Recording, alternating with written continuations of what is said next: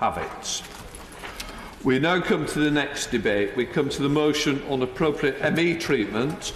I call Carol Monaghan to move. Can I say up to 50 minutes? With so many members, whatever anybody can do to help each other, I will be very grateful. Carol Monaghan. Thank you, Mr Deputy Speaker. This debate is long overdue and much anticipated, and I thank those members who have remained in Parliament on a Thursday afternoon to speak. There have been previous debates on ME, including one called by the then MP for Great Yarmouth, Anthony Wright. This debate took place 20 years ago, and in 20 years little has changed for those living with ME. There is currently no cure, and many with the condition experience inadequate care and support. But there are an estimated 250,000 people in the UK suffering from ME, and currently we are letting these people down. Many adults cannot maintain employment or relationships, while children frequently fall behind in school. The ignorance surrounding the condition makes it harder to access benefits, with DWP assessors often deciding the sufferer is fit for work. ME has specific characteristics: severe fatigue, debilitating muscle and joint pain, extreme sensitivity to light and sound. But an important marker for ME is that mental and physical activities can make the symptoms more acute. Some with severe ME spend their days in darkened rooms, unable even to watch TV or listen to music. Touch is intolerable. Many are tube-fed. For these individuals, ME is a life sentence, but a life spent existing, not living. Very briefly. Gavin Wayne, I fully support our motion in actual fact, because our motion contains some of the complaints that some sufferers from ME have come to see me about in my surgery, and I think it's a timely debate, and she's quite right so far in what she had to say about that. I thank the honourable member.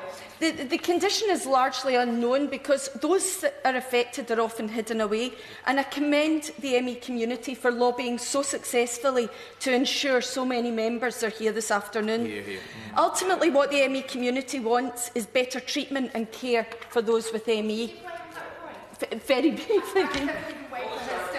This issue, it's my privilege to stand and represent Lucy, a lovely teenage girl in my constituency who has ME. Her parents have asked me to ask that we ensure that biomedical research shapes all aspects of support, and as such it must be funded, and that we ensure that that reiteration is given to the fact that it's a physiological condition, because it's often just treated as a psychological condition. And one final thing, Lucy was asked if she needed to get around, and she was told to just get up and walk when she needs a wheelchair, so we need much more awareness generally. These issues I will explore quickly as I go through this. So yes, it does receive far less research funding than other conditions of similar prevalence, and this, I fear, reflects the attitude of some in the medical community towards the ME, considering it to be behavioural rather than a pathological condition. I'm going to have to keep going. I apologise, but there are lots of members who want to speak. So, the researchers reported, the psychological view of ME led to the controversial and now much debunked PACE trial. The researchers reported that with cognitive behaviour therapy and graded exercise therapy, where patients were encouraged to attempt increasing levels of exercise, approximately 60% of patients improved and 22% recovered. The treatments were labelled safe. But this was the opposite of what patients groups were saying. In particular, many who embarked on a course of graded exercise, previously able to walk, dropped out of the treatment in wheelchairs or bedbound. Furthermore, patients were pressurised to describe improvements they didn't feel. As the trial progressed and the results did not meet the authors' expectations, they simply lowered the threshold to define improvement. In some cases, those whose condition had deteriorated were classed as recovered. And this simply is not good science. The recommendation of graded exercise has caused untold physical damage to thousands of people. In fact, a 2018 survey found that 89% of ME sufferers experienced worsened symptoms after increasing activity. Now, if graded exercise were a drug, it would have lost its licence. But this blatant ongoing refusal to accept ME as physiological doubtless explains the lack of proper research. Of course, it's the Medical Research Council who allocate funds, but the Government can demonstrate their true commitment to improving the lives of ME sufferers. The Scottish Government has committed £90,000 for a PhD scholarship to support research into the causes, diagnosis and treatment of ME, and I would ask that the UK Government follows this lead. During the debate in June, the Minister for Public Health, who's in his place, said that £2.62 million had been spent on ME research since 2011. Can I be very clear here that this money was spent on behavioural studies? We need the money to be spent on biomedical research, and we're looking for solid commitments from the Minister. Until we've developed effective treatments, however, we must ensure suitable care plans are in place to respond to patients' varying needs. Many US agencies are now removing their recommendation for graded exercise, but the NICE guidelines continue to advocate this, despite the patient surveys indicating their harm. The risks are not acknowledged in the current guidelines, which undermines patients' ability to give informed consent. And some patients are being threatened with being sectioned if they do not commit to a programme of graded exercise. Very, very briefly. Who consider the NICE guidelines to be completely inappropriate. Would you agree with me that the timescale for that review of 2020 is far too long for these patients? And actually, it's a very positive step that NICE have taken in reviewing the guidelines, and they are listening to the community in doing this. But until they are published in 2020, we need NICE to make a public statement about the potential harm of graded exercise, and patients must be made aware of the risk. So, I mean, that's a big ask for the Minister to talk to NICE, to encourage them to do that, so that that is added to the current guidelines while we're waiting for updated guidelines in 2020. But care programmes vary greatly for people. Some of those with ME describe medical professionals who are sympathetic. Others talk about being disbelieved and being forced down treatment paths to which they have not consented. Coverage of ME in many medical textbooks remains potentially misleading and inadequate, even non-existent. Health professionals must be equipped with clear guidance on diagnosing ME early and accurately, and with appropriate basic management advice. At the end of last June's debate, the Minister for Public Health resolved, as a result of the debate, I will redouble my efforts to raise awareness among medical professionals concerning ME as part of my role as Minister for Primary Care. All GPs should be aware of ME. So this was a welcome statement from the Minister. So I would like to understand now what concrete steps have been taken since that promise was made. And furthermore, I would ask the Minister to ensure that ME clinics and treatment centres are aware of the risks of graded exercise and are not forcing this on patients. But some of the worst cases we hear about are children with ME, and it affects an estimated 25,000 children in the UK. Many experience significant distress when they're disbelieved by medical or teaching staff, often when these professionals don't understand how ME affects a child's ability to attend school. Briefly. Is the honourable member aware that 1 in 5 families who are looking after children with ME have actually been referred to Child Protection Services? Yes, and I would like to go on and describe one of these cases, which is really quite harrowing. The statistics are terrible, but one example is a girl called, we'll call her B, we can't disclose her name, but B became ill at age 8. A diagnosis of probable ME was made, but it was suggested that the underlying issues were psychological. So to show willing, her parents took her to a psychiatrist, who then involved social services. Her parents were warned that if they did not fully comply, child protection proceedings would be initiated. Social services specified graded exercise should take place, despite being warned of the dangers. As a result, B deteriorated quickly until she became wheelchair-bound. Under threat of court action, B's parents were forced to take her to a children's hospital, having been warned that they were not under arrest just yet. Her parents found what they presumed a safer option with an ME unit run by a consultant who appeared to view ME as an organic illness. But it was disastrous. B arrived wheelchair-bound, but able to sit upright, read and write. Yet with the activity programme, she deteriorated. Her mother was banned from visiting, but other parents in the unit observed B unattended in the wheelchair, in constant pain, unable to sit upright, with her head hanging down to the side, crying in distress. Now, this treatment continued for 5 months. Her parents were threatened that if B didn't progress, she'd be transferred to a psychiatric unit or placed in foster care. Desperately turned to Dr Nigel Spey and the Young ME Sufferers Trust. Finally, B was allowed home and her name was eventually removed from the at-risk register. But by 15, she was bedridden, paralysed, unable to feed or wash herself, and utterly dependent on carers. Doctors, psychiatrists and social services all failed her when she was 8. And as the Honourable Gentleman says, this is the case for 1 in 5 families living with a child with ME. A firm diagnosis of ME protects a child from these proceedings, but unfortunately paediatricians are often reluctant to give this, simply because they don't understand the condition, which leaves a child open to social service intervention. Often paediatricians will phone a so-called expert on ME who immediately will prescribe graded exercise without even seeing the child in person. Minister, this is a national disgrace and needs urgent action. Children already blighted by ME must not be subjected to this trauma.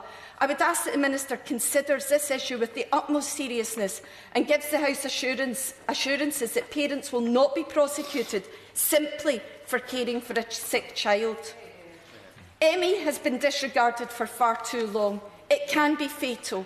In the UK, we've had 2 patients, Sophia Mirza and Meryn Crofts, whose deaths have been attributed by coroners to ME. However, the actual number of deaths due to ME may be much higher, and we cannot wait for more. The ME community has waited literally decades for their voices not only to be heard, but to be believed. The government has the power to make radical changes. So, Minister, I would invite you to meet with groups of patients who would welcome the opportunity to describe their experience. Since the 1999 debate, in 20 years, little progress has been made. Surely, Minister, surely in the 21st century, we can do better for those suffering from this devastating illness.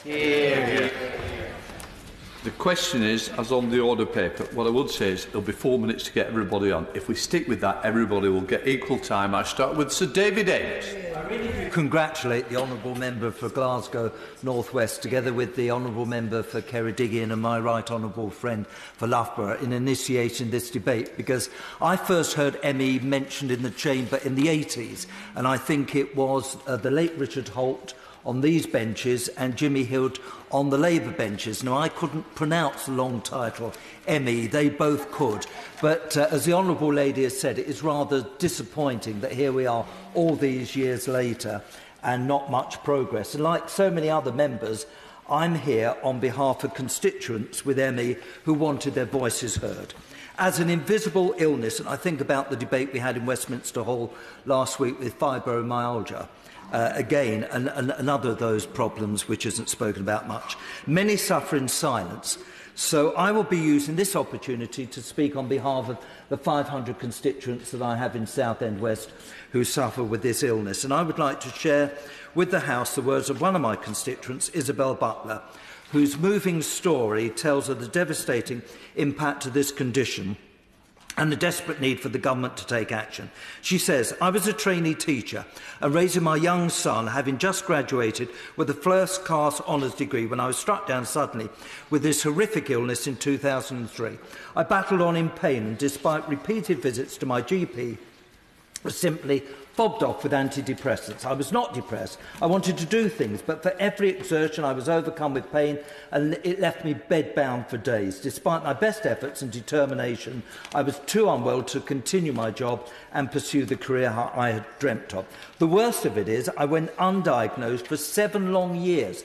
People don't believe you when you tell them that you are ill, so you keep quiet. Even when I had been admitted to hospital, as medics can often turn on you in contempt at the mention of ME. I do not understand. What he's setting out, I mean, it's absolutely shocking, and I'm sure there'll be many other cases like this today. I think the key to this has to be research, doesn't it? So that we start to understand this terrible disease, and then from that be able to build proper treatments that actually have a chance of working. Sir David. Well, I'm taken by the fact, Mr Deputy Speaker, that we have 2 former Secretaries of State together, and I certainly listened to their advice very well, and I absolutely agree with what my right honourable friend has said. And as my constituent goes on to say, I do not understand why we are not believed. I had a promise in life. 2 beautiful boys and a career I loved. I didn't choose to be this ill, with no hope of any treatment, compassion or cure. The overwhelming experience, Mr Deputy Speaker, of sufferers is a struggle to be believed. There is a lack of understanding amongst the public, a lack of understanding amongst policymakers, a lack of understanding amongst the medical profession. I'm very grateful to my honourable friend. My constituent, Rachel King, has told me that one area in which there has been understanding has been in the schools, and that Nosewood School and Brockenhurst College in my constituency are very understanding indeed. But she says her daughter Larissa, aged 15, is one of the luckier ones in this respect, because so many people, as we've heard today, are not believed, and if they weren't depressed by the condition, they will be depressed as a consequence of the condition, but it's not depression, it is a serious illness in its own right. Well, the House has heard what my right honourable friend has said, and I'm sure the good practice in the particular score of my right honourable friend's constituents, I hope that will be shared throughout the country. Too often, sufferers are left in agony for years, undiagnosed and untreated. General practitioners are failing to recognise or even believe the severity of the symptoms that can devastate patients' lives.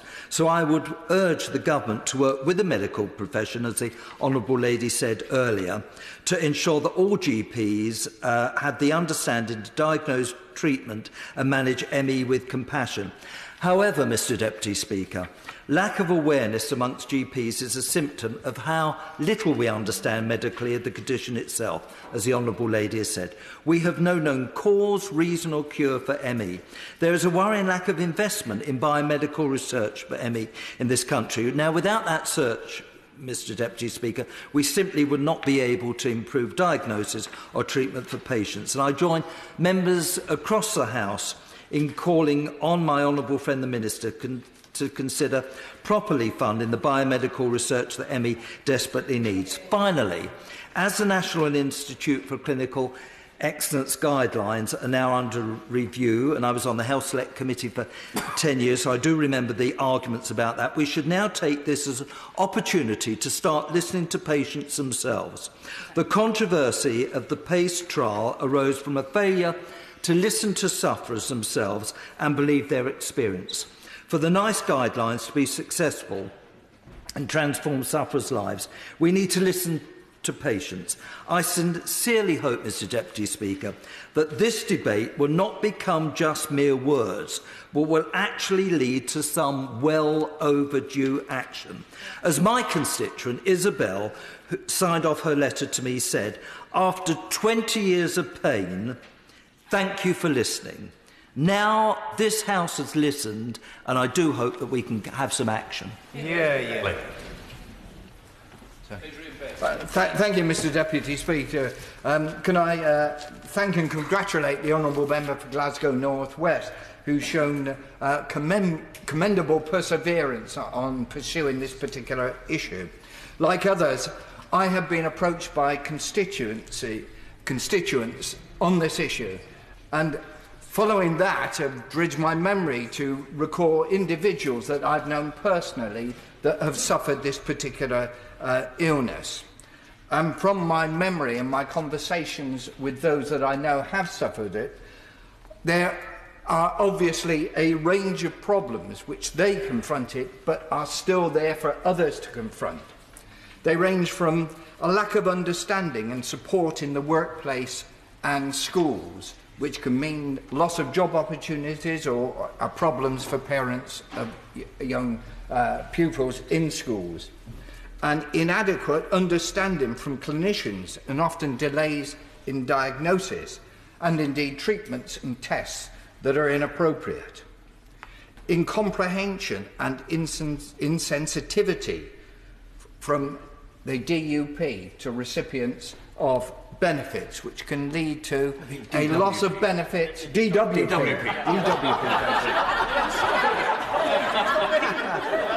That a Freudian slip.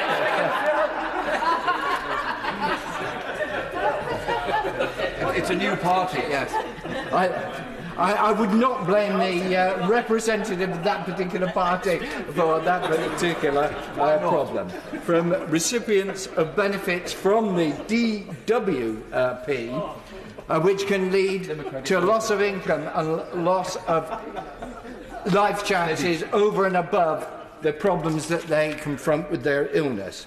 And over and above that, the stigma of accusations of mental or psychological problems which can reinforce a sense of social isolation.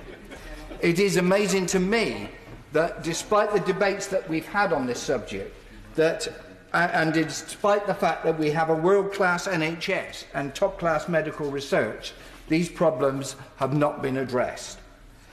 Like many people, I have personal examples of those that have had their life absolutely devastated by this illness. Lucy, a vivacious young political activist I knew, who was heading for an early parliamentary career before she was struck down. She found that she could only manage 10 hours a week working. She described every speech she made and every participation in the meeting as absolutely devastating to her body. She described it as remaining awake whilst her body slept. She said she went to the doctors, and even different doctors within the same medical practice gave different diagnoses. It is a complete demonstration of the unbelievable lack of comprehension that there is for this illness. There's many more examples I would like to give, but I would just like to finish, Mr. Speaker, by saying that in summing up the debate in last June, the adjournment debate, the Minister spoke about channelling research. The problem is that seems to be going for psychological research rather than neurological research. The Minister also said the NICE draft consultation would be ready in 2020. Why the wait, given the knowledge that there is about the scale of these problems? And the Minister said he would follow up with DWP on the problems there. I hope he can report on them. Nicky Moore. Thank you very much indeed, Mr Deputy Speaker. It was a pleasure to apply for this debate with the Honourable Lady, the Member for Glasgow North West, and the Honourable Member for Ceredigion, and others in this chamber.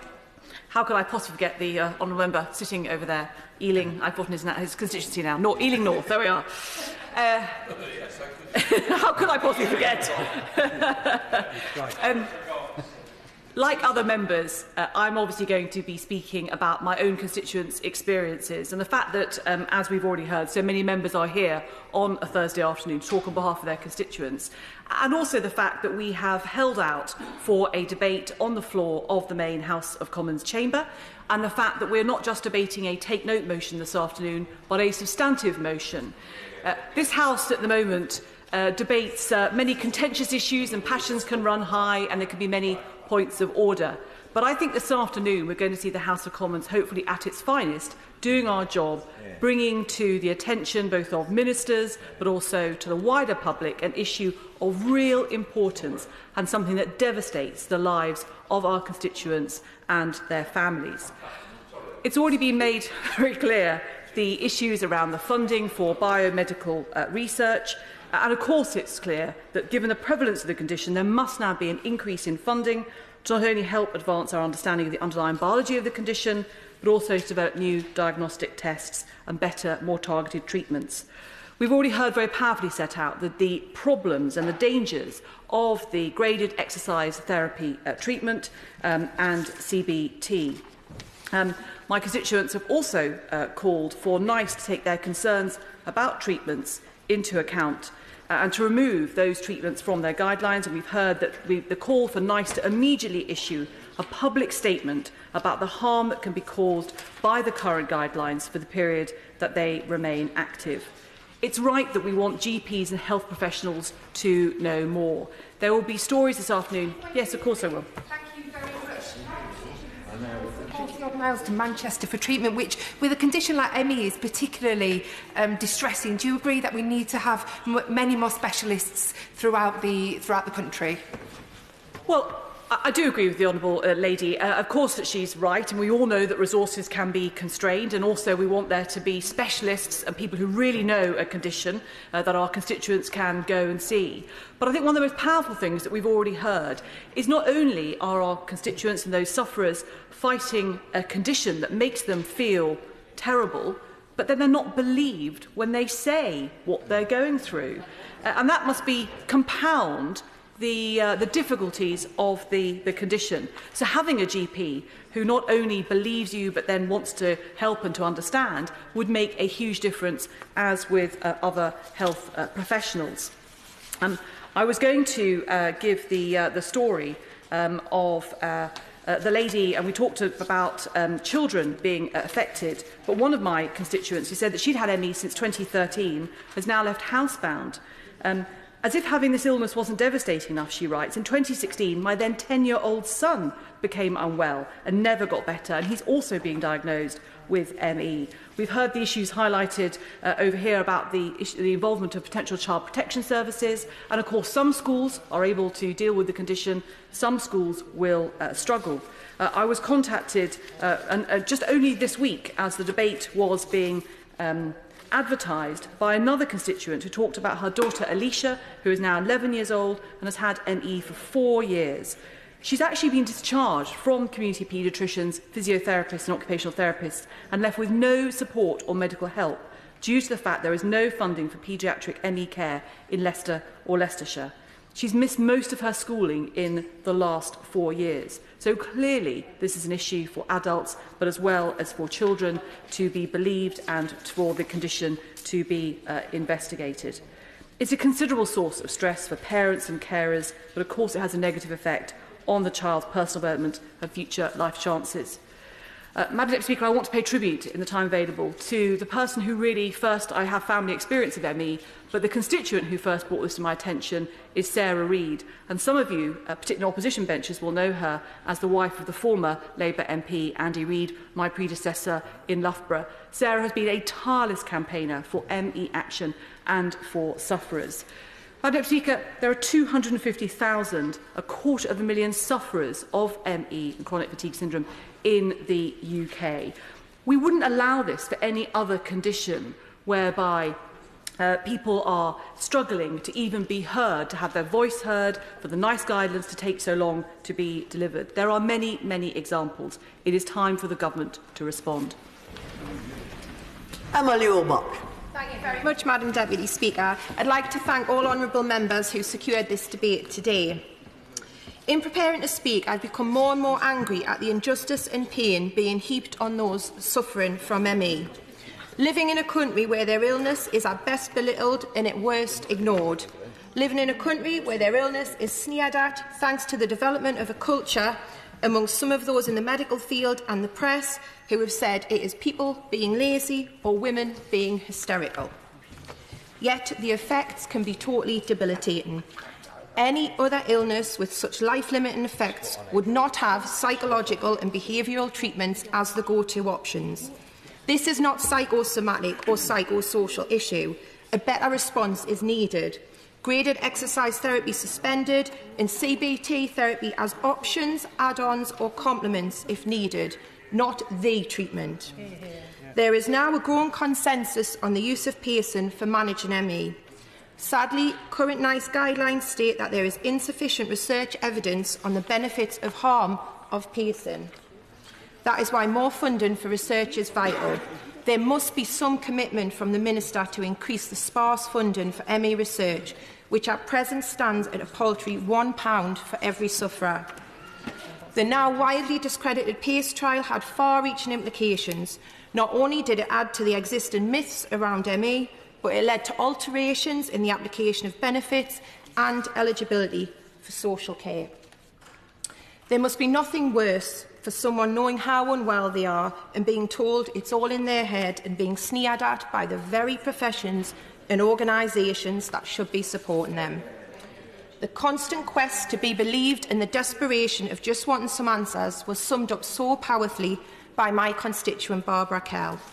Barbara described the endless rolling of eyes by some GPs, the frustration of others who wanted to help her but knew they'd be hauled up in front of the General Medical Council if they did. Barbara told me that she is living half a life and she grieves for her past.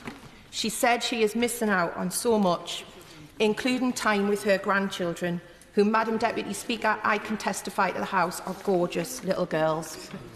Barbara, like thousands of others, wants and deserves to live in a country where the government properly funds research, where treatment helps and doesn't hinder, where support from the state doesn't come at the cost of dignity, and where people actually listen to her. Right now, this isn't the case. Barbara told me every single time she went for blood tests, which of course were the wrong ones, and they came back, she was actually hoping it was something like cancer, just so she could put a name to the intense pain that she was feeling, get the right treatment and know whether or not she was going to live or die. Madam Deputy Speaker, I hope for the sake of my constituent Barbara and the 250,000 others affected that the Minister is really listening today to what's being said and is ready to give some justice and some comfort to those voices who've been ignored for decades. Kevin Foster. Thank you, Madam Deputy Speaker. It's a pleasure to be called to speak in this debate, and in particular to follow the member for South Shields and the comments she's made. I'd particularly like to thank the constituents who've got in contact with me ahead of the debate, encouraging me to attend, but also making clear their concerns about this issue. And I think what's been picked up already by a number of members, and it's a point I reflect on as well, is the impact this condition can have on someone's life, but also at the same time the battle they have to sometimes get it recognised that this is the issue that's affecting them.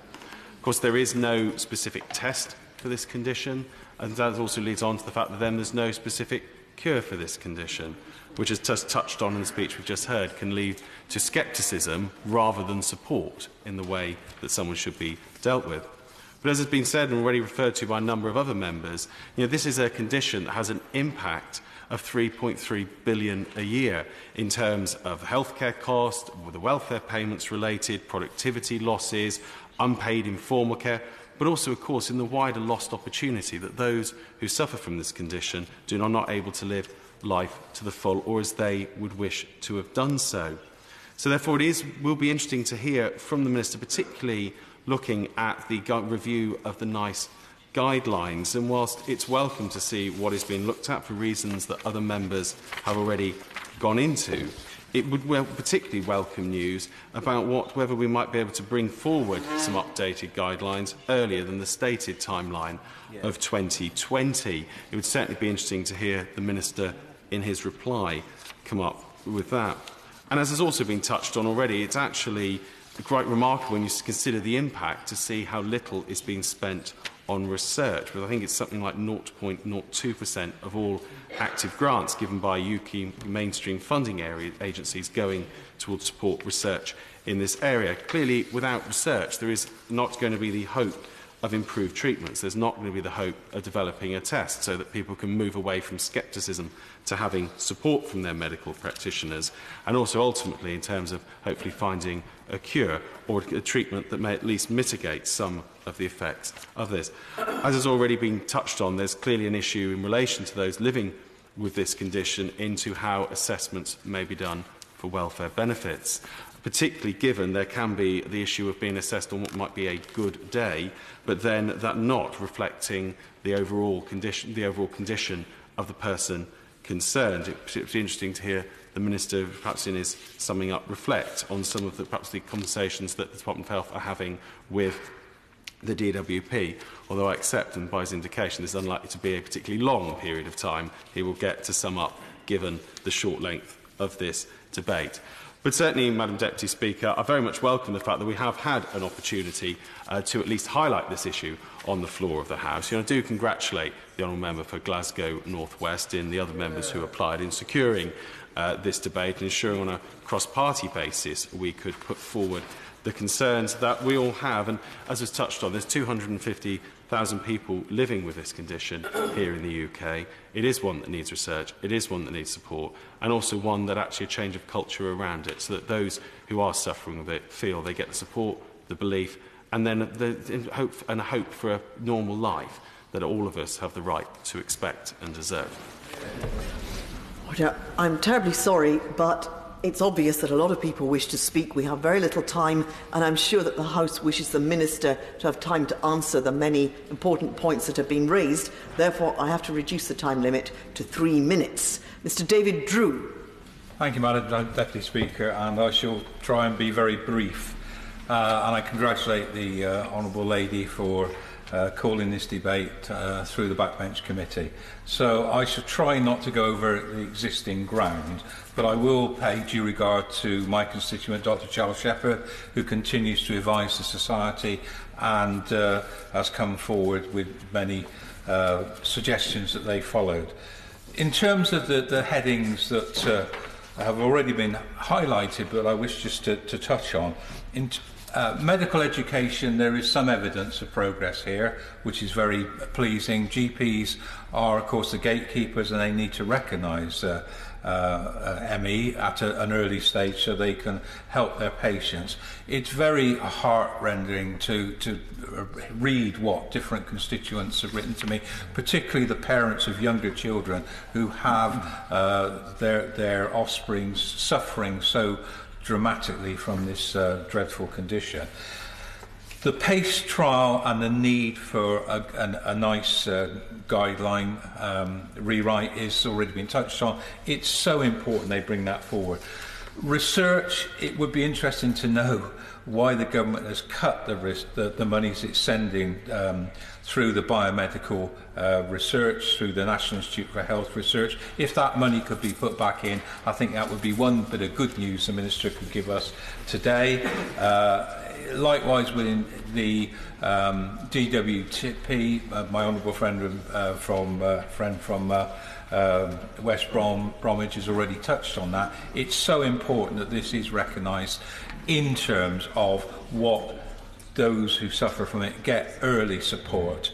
And likewise, in terms of the work of clinical commissioning groups, NHS has got to do more and got to recognise that this is an area that it has got to spend its own local resources on. But in the remaining minutes, I just want to concentrate on something that hasn't been touched on so far, which is the overlap with the B12 deficiency. Now, the autoimmune metaplastic atrophic gastritis, which was previously known as pernicious anemia, is often confused with ME, and I think it's very important that we encourage local health bodies to rewrite the rules for that condition as well, so we make sure that people are correctly diagnosed. It is so unhelpful when people's condition isn't properly recognised, and that means that we have this spiral downwards of their psychological problems, and it's about time that we spent the resource and did take this forward as a condition that needs so much help.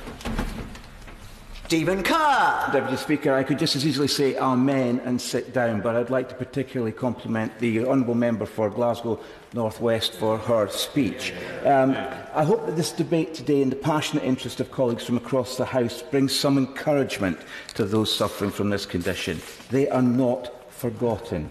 Louise McCallan from Riverside got in touch with me in June last year. She tells me that ME has led her to medically retire in her early 30s. She's been too sick to leave bed for months at a time. She's been able to tolerate light or sound. She's unable to meet her friends, and she suffers intolerable pain. She told me she was told by her neurologist in a major hospital there's no such thing as ME, and she was told when she got a diagnosis, at least you don't have anything serious. Catherine Smits from Stirling got in touch with me in May last year to tell me her story. For her, it's a dreadful illness that's left her signed off work for 22 years. She has balance and vision problems, sensitivity to light and noise.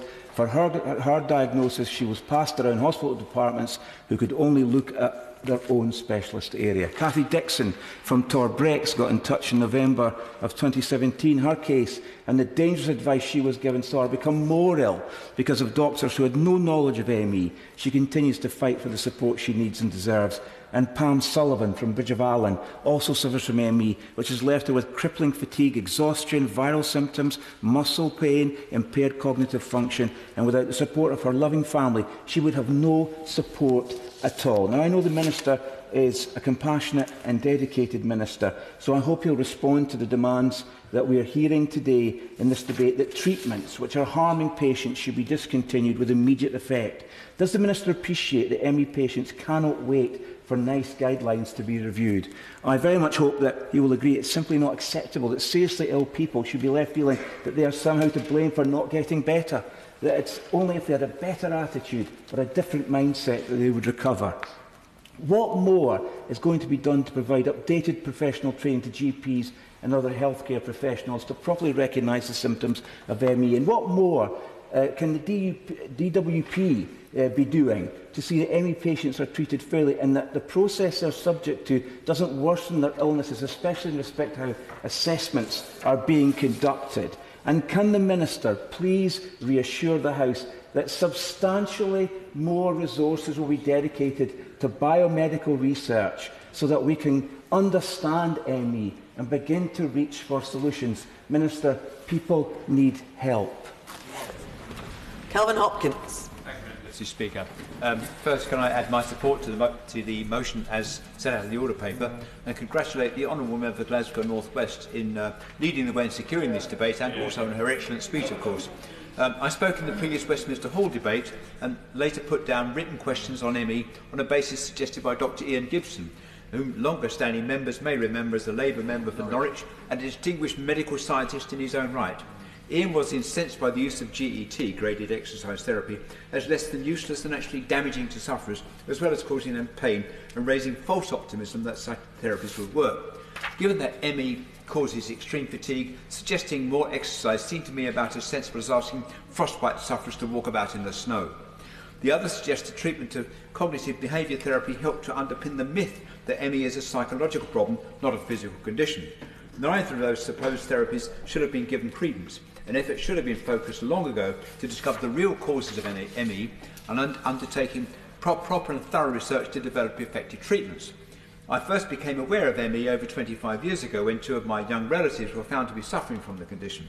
The fact that I was not aware of ME until then is itself extraordinary, given that some 25,000 children are estimated to be suffering from ME.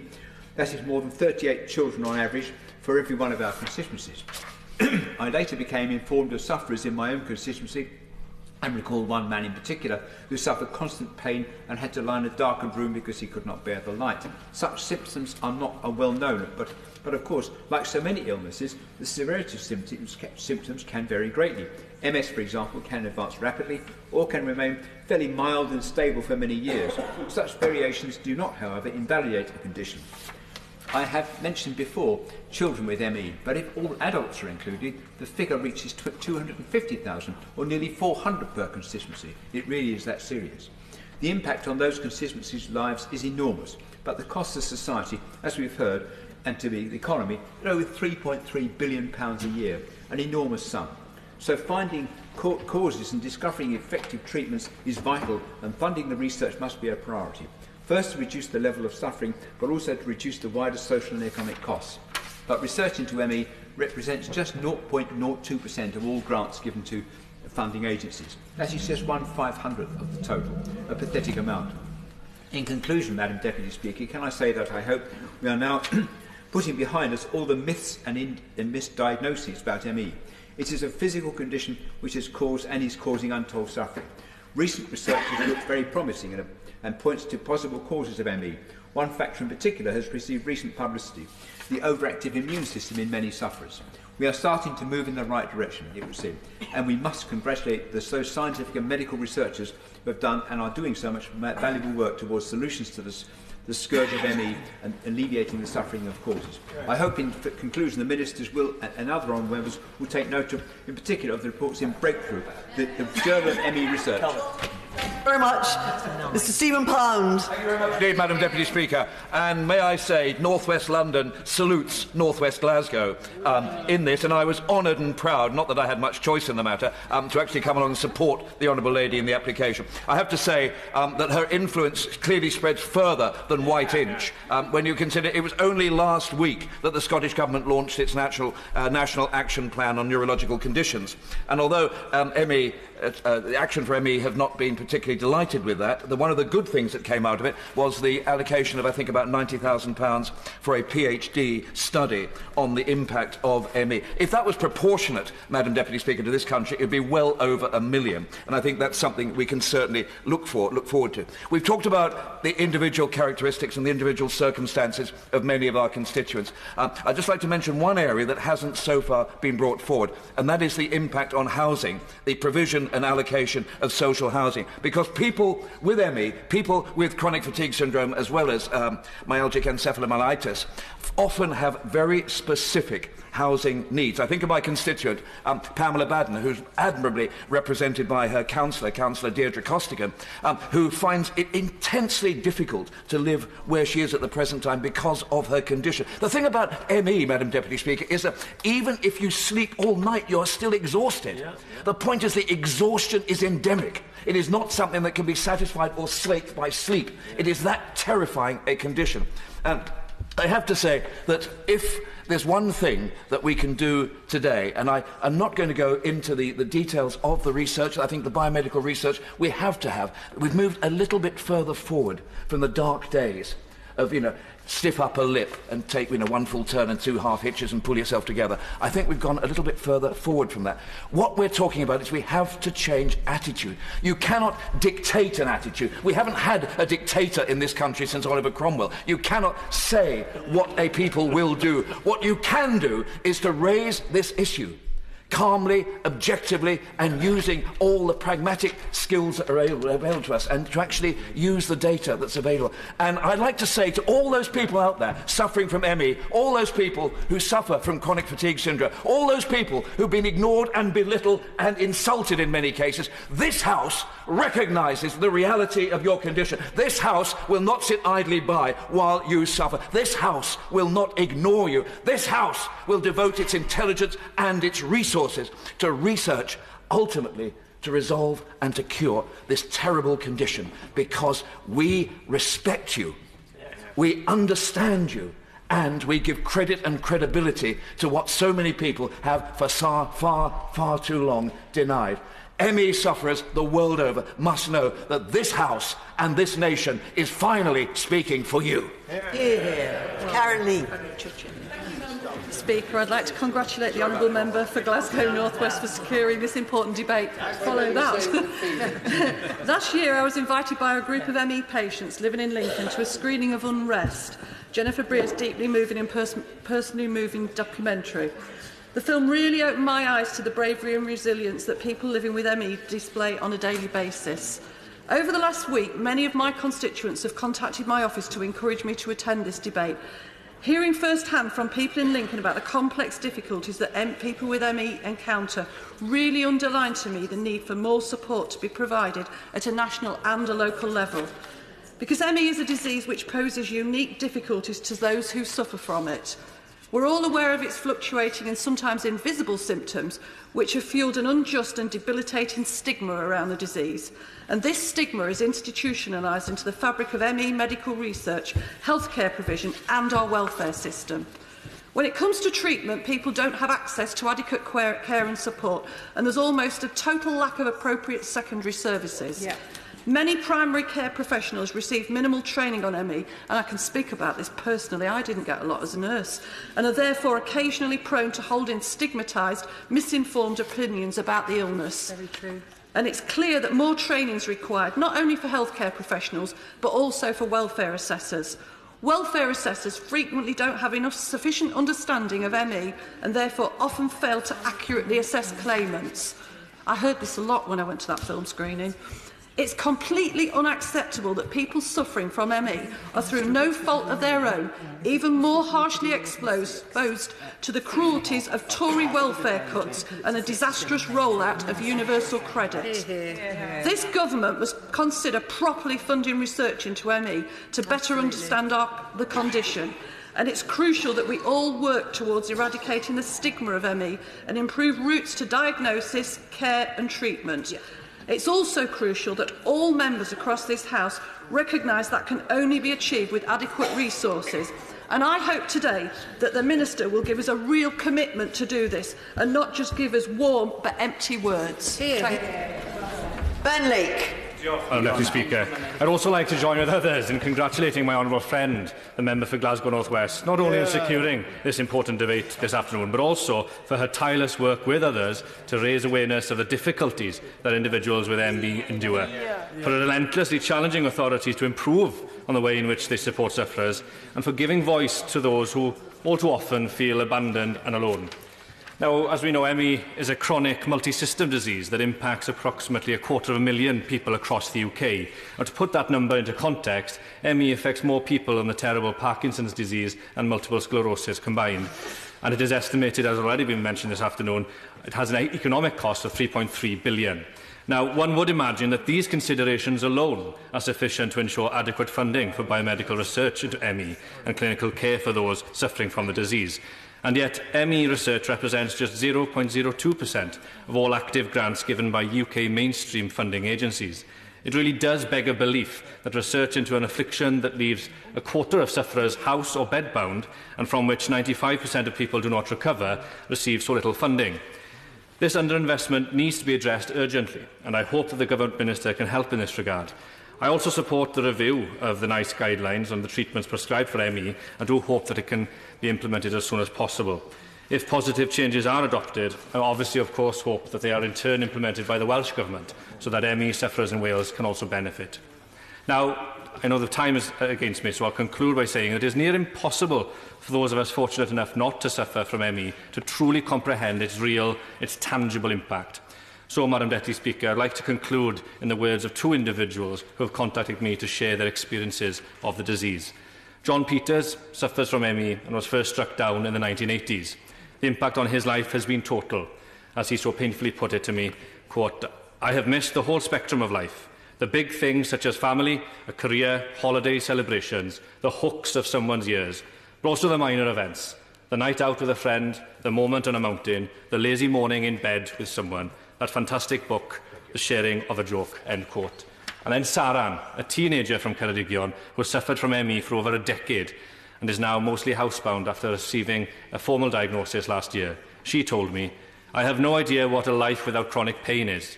I don't know what it's like to be able to tolerate noisy, bright spaces, what it's like to remember the conversations I've had with those I love. I have slowly watched my life disappear over many years, and now I'm entirely dependent on my parents. I have no job, no A-levels or hope for the future. Madam Deputy Speaker, I sincerely hope that this debate succeeds in its objectives, for we simply cannot wait any longer. John and Saran deserve some hope for the future.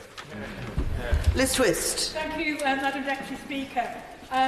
Can I also take this opportunity to thank the many constituents who have contacted me about their experiences, asking me to take part in this debate, and in particular to thank Pauline Donaldson of the Tyne and Wear ME CFS support group, who plays a really important part in making sure that I and other members from Tyne and Wear are aware of the very real problems faced by people who have this debilitating condition.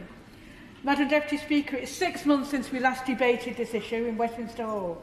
That's 6 months more that people with ME have been waiting to see real progress on finding effective biomedical research into ME to work towards finding effective treatments for their condition. 6 months more to suffer from the effects of ME, and, Madam Deputy Speaker, they are weary and impatient and angry that treatments like CBT and graded exercise, psychological treatments, are still being put forward as the most common treatment for what is a physical condition. I'm glad to take this opportunity to speak on their behalf.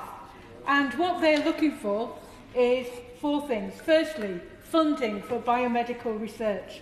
I was shocked to hear that patients and families are helping to fund research themselves, and I think it's really important that we find the opportunity to have that biomedical research done through public funds. CBT and graded exercise therapy treatments. As we've heard, many people with ME and their supporters have demanded that the use of CBT and graded exercise therapy should be stopped. And I want to talk about one of my constituents shortly and explain his experience with that. Training of GPs. They want to see more training for GPs to recognise the signs and the symptoms. They invest in ME research, are doing much themselves and have information packs. They don't have the funds to extend that medical training everywhere. And for families and children with ME, as we've heard, one of the things can be that they can be subject to child protection procedures. I just want to say a bit before I finish about Angus, who's one of my constituents. He was a senior lecturer in business in a North East university. In 2012, every aspect of my life changed, he said, when I was struck down with ME aged 47. And he lost his job. He was never a couch potato, he says. In fact, just the opposite. And still loves these disputes, but can no longer do any of them. Climbing the stairs in the house seems more exhausting than any mountain I climbed in the past, he said. And he undertook the CBT and graded exercise therapy and found it made him not better, but so much worse that it was actually a relapse. I wish I had the time to read his own evidence. So it's really crucial that we address this problem and give these constituents with ME the treatment they deserve. Nick Thomas-Symonds. Oh, I beg your pardon. We've got to take the time limit down to 2 minutes or else everyone won't get a chance. Nick Thomas-Symonds. Thank you, Madam Deputy Speaker, and I also pay tribute to the Honourable Lady for Glasgow North West. The Welsh Association of ME and CFS Support confirms that 12,600 families in Wales are affected, and yet even with those numbers, awareness is crucial. Awareness in society generally, and awareness too at the Department of Work and Pensions for fluctuating conditions such as these. It's also true that ME receives far less funding than neurological conditions of similar prevalence, and that must change, and it must also be appropriately targeted. If the World Health Organization classifies ME as a neurological condition, then clearly investment in biomedical research is required, whereas thus far it's been concentrated on psychological and behavioural studies. I'd also like to pay tribute in the short time I have to, in particular, 2 constituents who contacted me. First to Sarah Oakwell, who spoke very movingly about her symptoms, but also of the need to develop new initiatives and additional forms of individualised treatment. She spoke of new therapeutic strategies and also multi-centre interventions given the fluctuating nature of the condition. She spoke of more government-funded research and said this: "We will wait as we do now in the hope that today will be the day you listen, take note and do something to help." I'd also like to pay tribute to my constituent Reg Han, who contacted me about his grandson and said this very movingly: "I have had a close relationship with him all my life. Now he is too ill to travel to visit me, too ill to speak on the phone. He is 18 at the beginning of February and will be unable to celebrate such an important birthday. I will be 95 the week after. My best present would be if he is well enough to visit me." Now, what Reg needs, what Sarah needs, is action. I hope that they will get the action that they deserve. Liz McInnes. Thank you, Madam Deputy Speaker. And I want to thank the member for Glasgow North West for securing this very important debate. And I spoke in the debate last year about Merryn Crofts, who is one of just 2 people in the UK who have had myalgic encephalomyelitis recorded as a cause of death. And Merryn was my constituent and lived in Norden in the Rochdale area of my Hayward and Middleton constituency. Merryn suffered so badly from pain that she could not get out of bed. Her GP had worked in a hospice for 10 years looking after cancer patients and said that in that job she could not always take away pain, but she could manage it. In Merryn's case, the GP said that her pain was unmanageable. And although Merrin was on dimorphine and ketamine, she was still in pain. Any kind of stimulus, even just a nurse walking into the room, was an exertion to Merrin. And Merrin's mother was very critical of the PACE guidance given by NICE and attributes the worsening of Merrin's condition to it. She tells me that Merrin thought she could push through the condition and keep going, although her family really wanted her to slow down.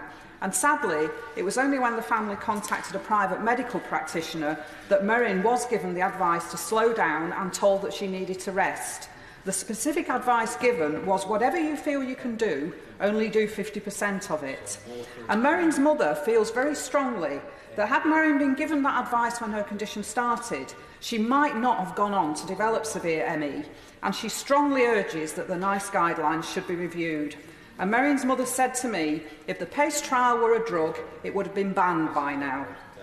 I've also been contacted by other constituents who have urged me to take part in this debate. One of those is Rebecca Pritchard, who points out that it would not be difficult to increase funding for research, given that very little funding for ME has been given so far. And she highlights the work done by Invest in ME Research, based in Norwich, and points out the huge amount of funds that have been crowdfunded by patients and their families.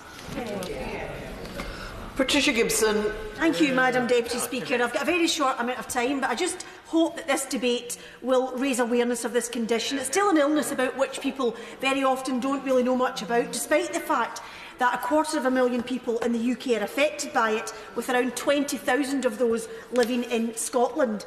Despite all this, there is still no effective treatments for this life-changing, this life-stealing and cruel condition. What we need, Madam Deputy Speaker, is our frontline GPs to have proper training so they feel better equipped and more confident in diagnosis and treatment of this condition. And while recent investment by the Scottish Government is very welcome, it's nothing more than a start for this very, very long neglected and misunderstood condition. And I'm keen to hear what action the UK Government will take to increase awareness and understanding of this condition, and to help us understand the causes of the illness, so that by that route we can improve treatment and diagnosis of it. There's no doubt, Madam Deputy Speaker, having listened to the speeches across the House today, we need a concerted effort right across the United Kingdom to tackle this illness, and I'm very much looking forward to hear the response from the Minister. And before I sit down, Madam Deputy Speaker, I want to extend my thanks to my honourable friend in Glasgow North West for bringing this debate forward, and for all the work that she has invested in bringing this to the House and raising the members of this House's awareness of it in the first place. Darren Jones. Thank you, Madam Deputy Speaker. Given the very short period of time today, I won't be able to give Karen, Caroline, Natalie, Anna, Emma, or many other of my constituents the justice of telling their stories today. But like my honourable friend, Member for Ealing North, said, to my constituents and to all of those watching, the House has heard you and understands your plight and your stories, and the will of the House today will make that very clear to the government benches too. What is clear from the stories we've heard today is what a devastating and complex disease this is. When I was a young human bioscience undergraduate, Madam Deputy Speaker, studying immunology, I heard this referred to in the labs as multiple excuses, and that wasn't that long ago. And so there is clear evidence that much more work is needed on the biomedical and the biological processes behind this complex and devastating disease.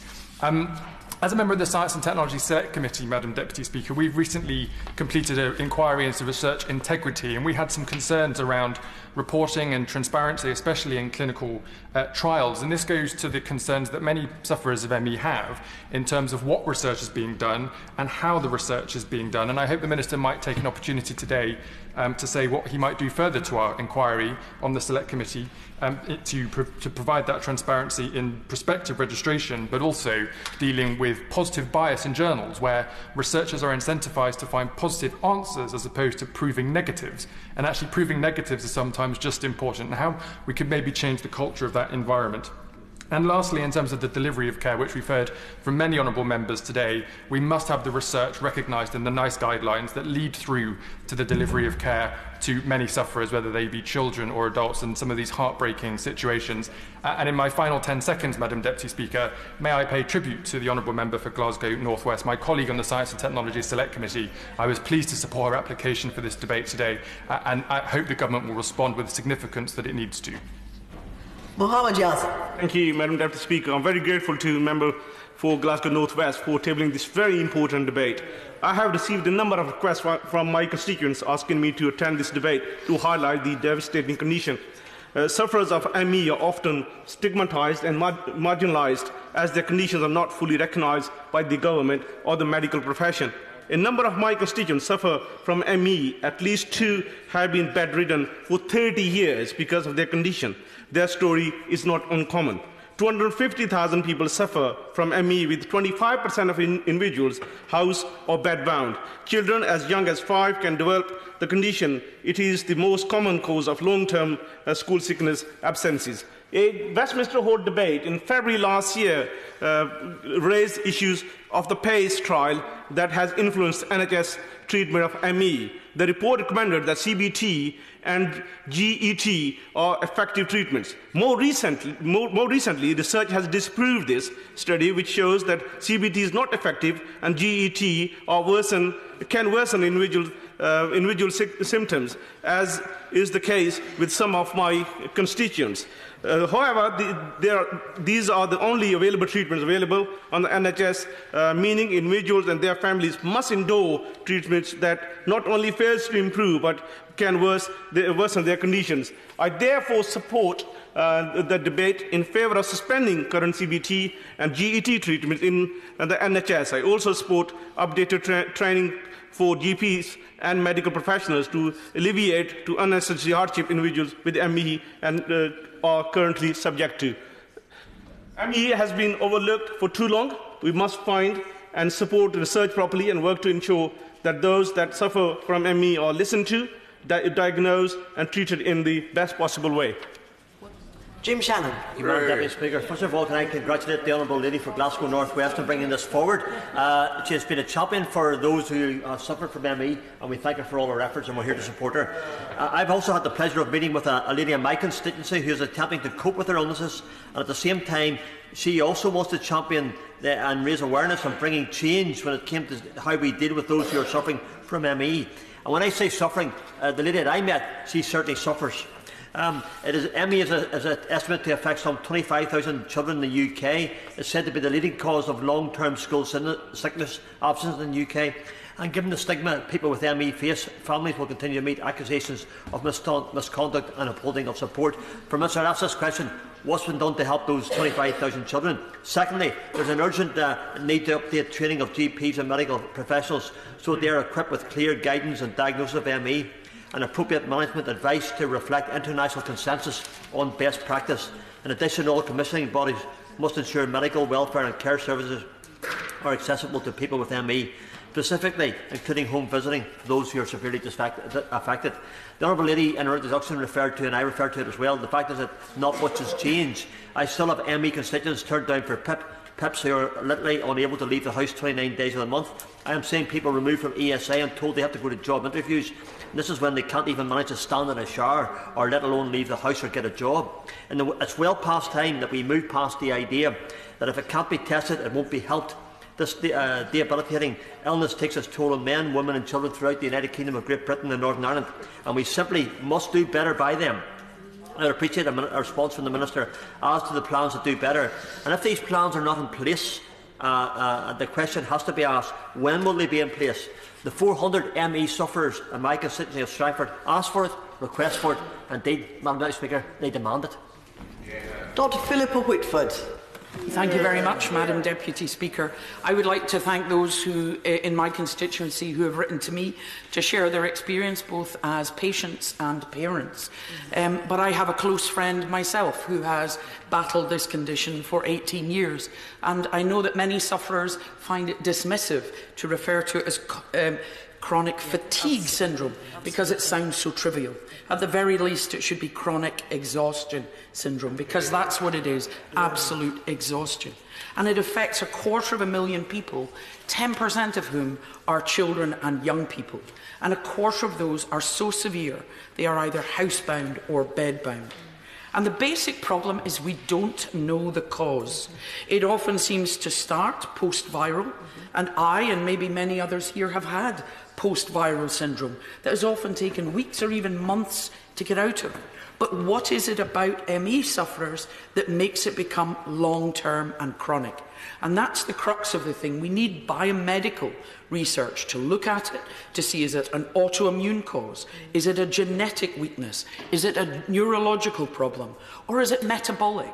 There is some interest in whether the mitochondria, the little power packs within the cells, are at fault. These things need to be looked at. And at the moment, the only real funding of research is by ME charities themselves. The UK hasn't funded any biomedical research since 2012. This then makes the diagnosis problematic. It's based only on symptoms. We don't have a test because we don't know the cause and we don't know what to test for. So naturally enough, I will stick up for doctors and say, that makes it kind of hard for doctors. It becomes a diagnosis of elimination. When they don't find the other obvious causes, it then is put down to ME. Following on from that is simply no treatment. There is no cure because we don't know the cause. There are no drugs coming down the pipeline, no procedures. And it means we are dependent purely on management and support.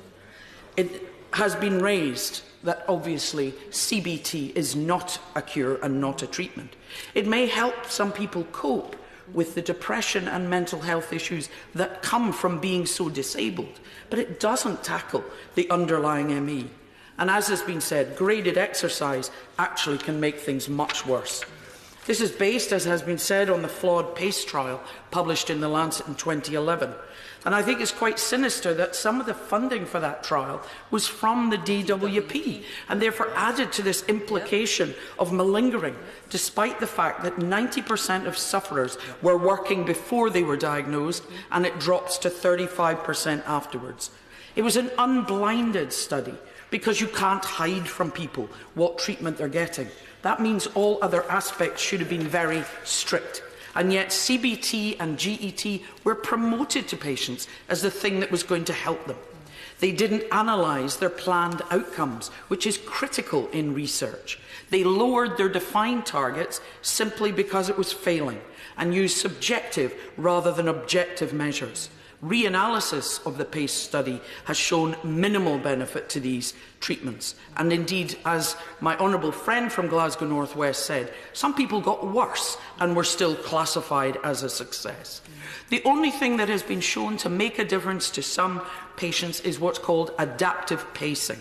Listening to one's body, balancing activity with rest, planning one's day, one's weekend, activities with the family. The UK Centres for Disease Control and Prevention have removed these recommendations, but as has been said, there's still been nice recommendations since 2007.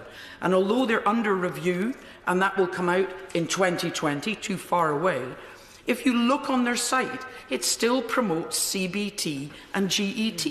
There should be a red warning saying, do not follow this, we are looking into it. And most of all, we need research to define the underlying cause and therefore to develop treatments for this condition. As well as the research funding that my colleague mentioned from the Scottish Government, they have given $300,000 to Action for ME to develop peer support projects. But research does need a bigger scale, considering the $3.3 billion economic impact. The US has moved to biomedical research, and as has been said, the UK is still totally focused on psychological. So in the meantime, till we have answers, the DWP need to recognise the impact and disability of ME. GPs, NHS staff and care staff need to provide support and emotional support to help manage the condition. And all of us need to recognise the impact of this condition and reduce the stigma that simply adds insult to injury. Yeah. Sharon Watts. Thank you very much, Madam Deputy Speaker.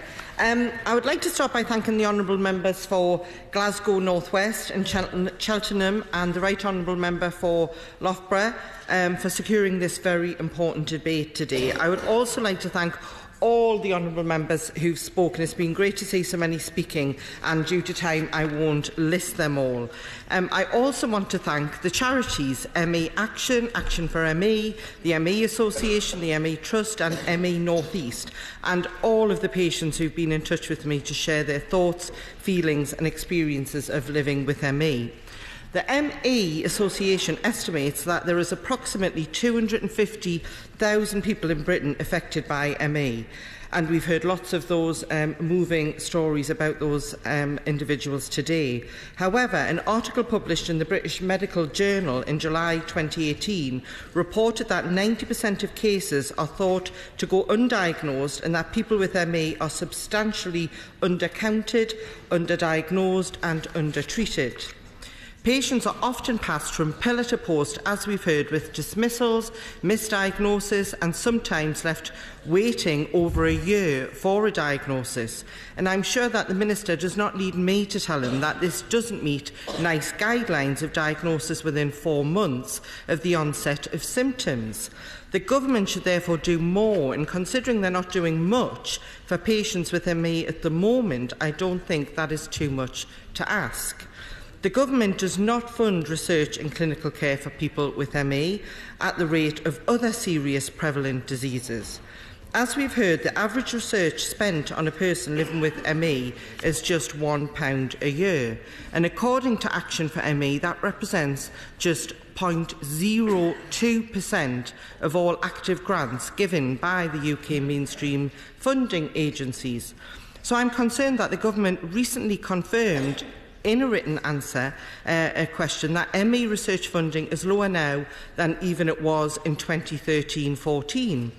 Current treatments of graded exercise therapy and cognitive behaviour therapy have been found to be harmful to patients with ME and continue the narrative of disbelief and neglect in patients that we've heard from a number of honourable members. NICE has already recognised that its current guidelines are outdated and that patients are not receiving the full picture on recommended treatments. NICE is updating its clinical guidance on the diagnosis and management of ME, but it's not expected to be published until October 2020. Patients and their families have already waited long enough. So will the Minister work with patients, charities, researchers and NICE to ensure that treatment and care for ME is appropriate? We have heard today why funding for biomedical research into ME is so desperately needed. According to ME Action, the only year that Medical Research Council invested any meaningful sum into biomedical research was in 2012, when £1.5 million of funds were ring-fenced. However, no funds have been allocated for biomedical ME research since then. In the Westminster Hall debate in June last year, I called on the Government to consider funding research because this is long overdue. So will the Minister commit to doing that today, or will the Government continue to leave it up to the charity sector to do so? Projects such as Invest in ME Research, who currently have 4 PhD students researching ME, have been financially supported via crowdfunding by patients and their families in excess of £870,000. Whilst this is fantastic, it shouldn't be left up to patients to crowdfund for research. More funding for research will enhance healthcare professionals and clinicians' understanding of ME, which will improve patients' experience and debunk the myths of ME, as we've heard today, being a primarily psychological condition. Clinicians must have access to up-to-date research and information so that they can give patients the best possible care and advice. But in some areas this is not the case, as Jennifer Elliott, the CEO of ME North East, has brought to my attention. Jennifer told me of the diminished services available for patients with ME in the North East region. There are no services at all for young people with ME in the entire North East. Adult services in Sunderland are closed to patients altogether and have been for some months, with no date for them to be reinstated. ME North East has been doing all they can to help and support ME patients for 20 years, but with a severe lack of funding, they are now at crisis point. I'm sure that other regions will have similar stories as we've heard today. So will the Minister please consider the loss of services in his response? Will he ensure that these services are reinstated and supported financially by the Government? Finally, we must ensure that the stigma of ME is tackled. Funding and research will help to do this. But it cannot be right that, as found last year, more than 1 in 5 families caring for a child with ME have been referred for child protection proceedings, as we've heard, due to school absences and just a lack of understanding by the school. I'm pleased that the vast majority of these accusations are dismissed in less than a year, but the added stress and burden to families with children suffering with ME can be overwhelming. We therefore, in closing, need more funding for research so we can understand, care for and treat ME and break down the stigma. Thank you. Mr Steve Brine. Thank you, Madam Deputy Speaker. It was an impressive 2-minute limit to show what can be done in this chamber. Although I think it's unusual for ministers to make comment on this, Madam Deputy Speaker, but my plea to the Backbench Business Committee would be, I reckon, sometimes to do less and to do it better, instead of trying to squeeze 2 really important debates into a very short space of time this afternoon. Maybe they will listen. Thank you to the members for my honourable friend from Southend West, from West Bromwich West, from Loughborough, from South Shields, from Torbay, from Stroud, from Stirling, Luton North, Ealing North, in usual style, Lincoln, Ceredigion, Bladen, Torfen, Hayward and Middleton, who I've heard that lady mention her constituent before, North Ayrshire and Arran, Bristol North West, who I thought gave the best speech, prize to him, and the gentleman from Bedford for their contributions, and of course the lady from Glasgow North West for her introducing the debate. I think I'm right in saying, Madam Deputy Speaker, this is the 3rd debate the Honourable lady from Glasgow has tabled on this subject and had granted in the last 12 months, so I applaud her dedication and her passion in ensuring that awareness of ME is kept very high, and I would echo the thanks that my shadow gave to all the charities working in this space, and welcome the Missing Millions ladies, who I notice are up here in the gallery today. Thank you for coming and listening to our debate. I'm sorry it's been so rushed. As has been said, we as a government do not for 1 minute underestimate ME. The truth is, as said by the lady from Central Ayrshire, we don't understand the underlying causes of it, and that there is no one diagnostic test to identify it, and although patients can improve and recover, and some do, but very few, there is currently no cure for it. And we know the condition has a devastating impact. We've heard some of those stories today. It's got a complex range of symptoms which for a physician are very, very difficult, and that includes disabling fatigue, that includes a flu-like malaise, that includes neurological problems, and then of course we've also heard about the effect on families and friends and carers and schools and housing. And nobody has mentioned, and I will mention it just very briefly in passing, the powerful film Unrest, which won an award at the Sundance Film Festival a couple of years ago, and that was a powerful presentation, if ever I saw one, of the impact that this condition can have on people's lives. I won't say any more on it, because last time somebody accused me of doing a film review on Unrest instead of responding to the debate, which I think was slightly harsh, but that's what social media does for you. And the honourable gentleman from Ceredigion, who is still in his place, I thought he put it very well. And although we give constituent stories in this place, we can't for 1 minute begin to understand what it must be like to suffer from this condition. And those who've seen the film can see how it literally just puts people flat on their back, sometimes for years. We've heard a lot today about the medical profession, and I have to say, the lady from Central Ayrshire touched on this. I think the medical profession have had a bad rap today, and some of it's deserved. But as we've heard, and as I've said, the difficulties in diagnosis mean that patients with ME often experience great delays in getting the treatment and support they need. But in recognising the need for GPs to be aware of the condition, the Royal College of General Practitioners include ME as a key area of clinical knowledge that GPs should have as part of their qualifying exams, featuring it in the guidance for the applied knowledge test, a key part of those qualifying exams. The Royal College has also produced the online course for GPs on ME, and that highlights many of the common misconceptions that there are about the condition and considers the challenges that surround this very complex condition for primary care professionals. professionals. Nevertheless, it is true that once qualified, clinicians, Madam Deputy Speaker, they are responsible for ensuring their own clinical knowledge remains up to date. It's not for ministers to go on educating GPs. That is one of the jobs of the Royal College, and for identifying. So they're responsible for their ongoing learning. And I was clear in the last debate, and I'll be clear again, that activity should go on, and it should take into account new research and developments in the guidance, such as that produced and updated by NICE. And my honourable friend from Southend West said people feel fobbed off. They should never be fobbed off by the medical profession. And I would be very concerned to hear of that example. I'm not going to, because everyone's had their chance to speak and they wanted the Minister to respond.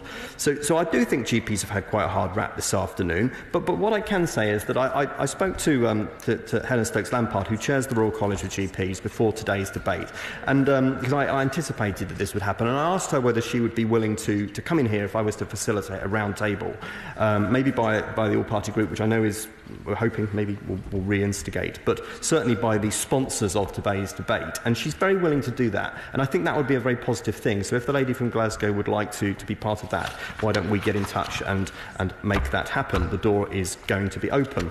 So to the NHS, the NICE guidance is very clear, Madam Deputy Speaker, on a number of important points. There's no one form of treatment to suit every patient, and it's self-evident. The needs and preference of patients absolutely should be taken into account. Doctors should explain that no single strategy will be successful for all patients, which is a hallmark of this condition. In common with people receiving any form of NHS care, any patients have the absolute right to refuse or withdraw from any part of their treatment. Nobody is making this happen. And then fifth, those with severe symptoms may require access to a much wider range of support managed by a specialist. Now, NICE guidance supports commissioners to plan, fund and deliver ME services. And as we've heard in the debate today, and others tabled by the Honourable Lady from Glasgow, the use of CBT and GET in treating ME has long been a controversial issue for patient groups, for charities and some clinicians who are very divided on this condition. Understatement of the afternoon, perhaps. And this, of course, began with the publication of the NICE guidance in 2007 and continued with the PACE trial. However, as members clearly know from what I've heard this afternoon, NICE is updating the guidance and will examine the concerns about the PACE trial and whether there are implications for its current recommendations. Now, the updated guidance, as has been said, is due next year. Sadly, not until October next year, and until then, the existing guidance will remain current. So I will look into the point that the lady from Glasgow and others have raised about a request for an early statement from NICE. But what I would say is that NICE is an internationally respected independent organisation. If we didn't have NICE, we'd have to invent it. And the time that it was allotted to the development of the new guidance will allow all the evidence to be considered and all the voices to be heard, and I'm determined to make sure that happens. I want to touch on research, Madam Deputy Speaker, because I think every single speaker, and I've got a list here of them all and what they all said, I think every speaker mentioned research. So as I set out in previous debates, the government invests £1.7 billion a year in health research via the NIHR and the MRC, the Medical Research Council, through the UK Research Innovation. So together, they welcome high-quality applications for research into all aspects of ME, which would absolutely include biomedical research. Now, the MRC has had a cross-board highlight notice on ME open since 2003, updated in 2011, inviting innovative research proposals alongside a bespoke funding call in that year. But ME research remains an area of very high strategic importance for the MRC. But what I would say is, I had no time to go into all the money that has been granted, but one of the legacies of, and people have sort of asked me this afternoon, we must surely fund more research. It's not that ministers don't sit in the Department of Health and decide what to do research on. And one of the great legacies of the late Baroness Jowell was that she, in brain tumour research, understood that what needs to happen is we need to stimulate that research community to come forward with the best research proposals that then can be successful in bidding for funding. And the truth is, and sometimes it is a hard and inconvenient truth to hear, is that there have not been good enough research proposals brought forward in this space, partly because of the stigma, and I thought the lady from Lincoln raised that point and made that point very well. She looks delighted that I've I've quoted her, but she made the point well. And that is partly also because of the division within the medical community. But we need people to come forward with good research proposals in this space, and that can only be to the advantage. So I want to give the lady from Glasgow a chance to wrap up, but I want to thank her for raising the issue again on behalf of those affected, including many of my own constituents who've contacted me asking if I would be able to attend today's debate. So I was able to say, yeah, there's a fairly good chance I will pop in. And also, one of the whips on the front bench here, the member for Bury St Edmunds, asked me to mention her constituent Rosalind Amor, who I know has been in touch with her many times on this subject. The government absolutely, Madam Deputy Speaker, recognises the strength of feeling on this issue, as it does with all those living with conditions and disorders where research is unable yet to help us fully understand. That's why we remain fully committed to delivering significant investment in our research programmes infrastructure, but we need people to come forward with those quality proposals. Thank you. Deputy Speaker, now I'd like to give my thanks to all the honourable members who have stayed behind once again on a Thursday afternoon, particularly the members who sponsored the debate, especially the Right Honourable Member for Loughborough and the member for Ceredigion. Nearly. I'd also like to thank the members of the ME community who, for their lobbying and for their presence here today in the public gallery, and the Backbench Business Committee for granting this debate. We had some very clear asks that Minister has responded to in part. In terms of the medical research, I'm sure many researchers will have heard what the Minister has said, but it is notable that there is excellent research, biomedical research going on just now, but it has been funded by charity, not government. Government needs to take this seriously. But thank you, Madam Deputy Speaker. The question is, as on the order paper, as many as that opinion, say aye. Of the contrary, no. The ayes have it. The ayes have it. Thank you.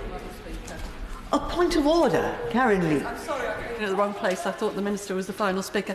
I did actually mention that film. I think Hansard will bear me out, the Unrest film.